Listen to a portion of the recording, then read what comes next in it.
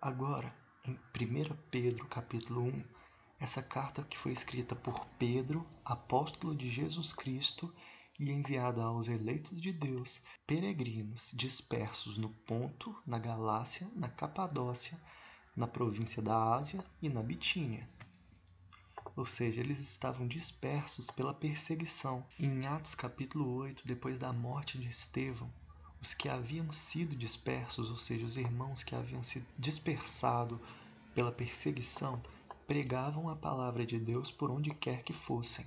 Em Atos capítulo 2, nós vemos que pessoas da Capadócia, Ponto e da província da Ásia estavam presentes e ouviram a pregação de Pedro. E esses irmãos eram eleitos de Deus, escolhidos de acordo com o pré-conhecimento de Deus Pai, pela obra santificadora do Espírito.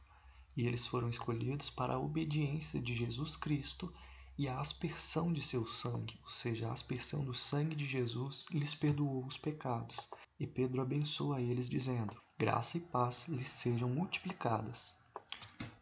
E Pedro começa louvando a Deus dizendo: bendito seja o Deus e Pai do nosso Senhor Jesus Cristo. Conforme a sua grande misericórdia, ele nos regenerou para uma viva esperança, por meio da ressurreição de Jesus Cristo dentre os mortos.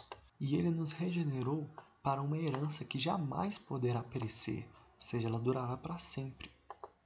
E essa herança não pode se macular ou perder o seu valor. Herança guardada nos céus para vocês quem?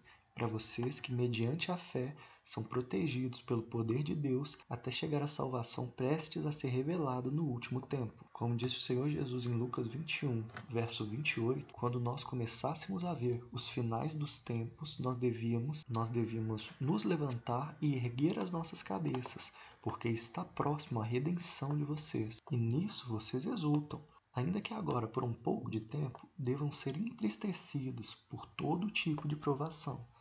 Ou seja, por mais que agora nós estamos sofrendo perseguição pelo Evangelho, nós estamos felizes porque sabemos que se aproxima a nossa redenção. E essas provações acontecem para que fique comprovado que a fé que vocês têm, uma fé que é muito mais valiosa do que o ouro que perece, mesmo que refinado pelo fogo, essas provações mostram que essa fé tão preciosa é genuína e resultará em louvor, glória e honra quando Jesus Cristo for revelado.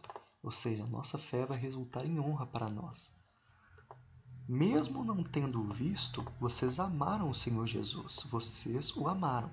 E apesar de não o verem agora, creem nele e exultam com alegria indizível e gloriosa.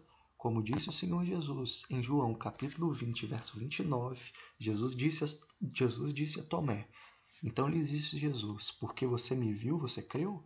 Felizes os que não viram e creram, pois vocês estão alcançando o alvo da sua fé. E qual é o alvo da nossa fé? A salvação das suas almas.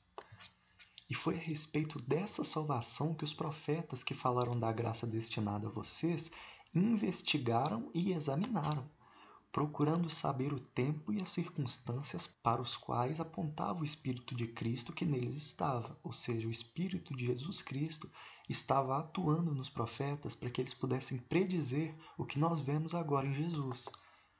Quando lhes predisse os sofrimentos de Cristo e as glórias que se seguiriam àqueles sofrimentos. Por exemplo, o texto de Isaías 53 mostra o sofrimento de Jesus. Pois quem deu crédito à nossa pregação e a quem se manifestou o braço forte do Senhor? E Jesus era desprezado e o mais rejeitado entre os homens, homem de dores, experimentado nos trabalhos, e como um de quem os homens escondiam o rosto, era desprezado, e não fizemos dele caso algum. E verdadeiramente ele tomou sobre si nossas enfermidades, e as nossas dores levou sobre si, e nós o reputávamos por aflito, ferido de Deus e oprimido. E o versículo 8 mostra quem contará o tempo da sua vida, porque foi cortado da terra dos viventes, mostrando que o Cristo devia sofrer e ser morto. E puseram sua sepultura com os ímpios, mostrando que Jesus devia ser crucificado ao lado de 2 ladrões. E com o rico na sua morte, mostrando o sepultamento de Jesus em uma cova emprestada. E ele foi morto ainda que nunca cometeu injustiça, nem houve engano na sua boca. Mas o verso 11 anuncia as coisas boas que viriam do sacrifício de Jesus. Ele verá o fruto do trabalho da sua alma e ficará satisfeito. Com seu conhecimento, o meu servo, o justo, justificará a muitos, porque as iniquidades deles levará sobre si. E também em Salmo 110, verso 1, o Senhor disse ao meu Senhor: senta-te à minha direita até que eu faça dos teus inimigos um estrado para os seus pés. Ou seja, Isaías e Davi anunciavam de forma profética o sofrimento e as glórias que se seguiriam ao sofrimento do Messias. E Pedro diz: a eles foi revelado que estavam ministrando não para si próprios, mas para vocês, as pessoas que creram. Essas profecias eram para nós. Quando falaram das coisas que agora lhes foram anunciadas por meio daqueles que lhes pregaram o Evangelho pelo Espírito Santo enviado do céu. Ou seja, o Evangelho que hoje nos é pregado foi anunciado pelos profetas. Coisas que até os anjos anseiam observar.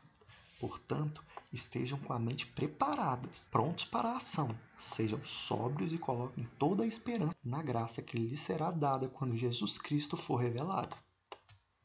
Como filhos obedientes, não se deixem amoldar pelos maus desejos de outrora, quando viviam na ignorância. Mas assim como é santo aquele que os chamou, assim como Jesus é santo, assim como Deus é santo, sejam santos vocês também em tudo que fizerem. Pois está escrito, e aqui Pedro cita Levítico, capítulo 11, verso 44. Consagrem-se e sejam santos, porque eu sou santo.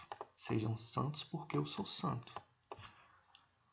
Uma vez que vocês chamam de Pai aquele que julga imparcialmente as obras de cada um, portem-se com temor durante a jornada terrena de vocês. Ou seja, Deus vai julgar cada um imparcialmente segundo as suas obras. Ou seja, vivam de maneira santa, pois Deus vai julgar cada um de forma imparcial.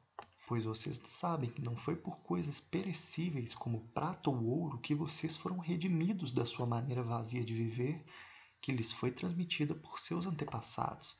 Vocês foram salvos pelo precioso sangue de Cristo, como de um cordeiro sem mancha e sem defeito, como está escrito em João capítulo 1, verso 29. Quando João Batista viu Jesus aproximando, ele disse: vejam, é o Cordeiro de Deus que tira o pecado do mundo. E Jesus foi conhecido antes da criação do mundo e revelado a nós nestes últimos tempos em favor de vocês. Por meio de Jesus, vocês creram em Deus, que o ressuscitou dentre os mortos e o glorificou, de modo que a fé e a esperança de vocês estão em Deus. Agora que vocês purificaram as suas vidas pela obediência à verdade, visando ao amor fraternal e sincero, amem sinceramente uns aos outros de todo o coração. Ou seja, agora que vocês estão purificados, amem uns aos outros com o amor de irmãos. Pois vocês foram regenerados, não de uma semente perecível, mas imperecível, por meio da palavra de Deus. A palavra de Deus é viva e permanente. E aqui Pedro cita Isaías 40, verso 7. A relva murcha e cai a sua flor, quando o vento do Senhor sopra sobre eles. O povo não passa de relva. A relva murcha e as flores caem, mas a palavra de nosso Deus permanece para sempre. Toda a humanidade é como relva, e toda a sua glória como flor da relva. A relva murcha e cai a sua flor, mas a palavra do Senhor permanece para sempre. Essa é a palavra que lhes foi anunciada. E assim termina o primeiro capítulo de 1 Pedro.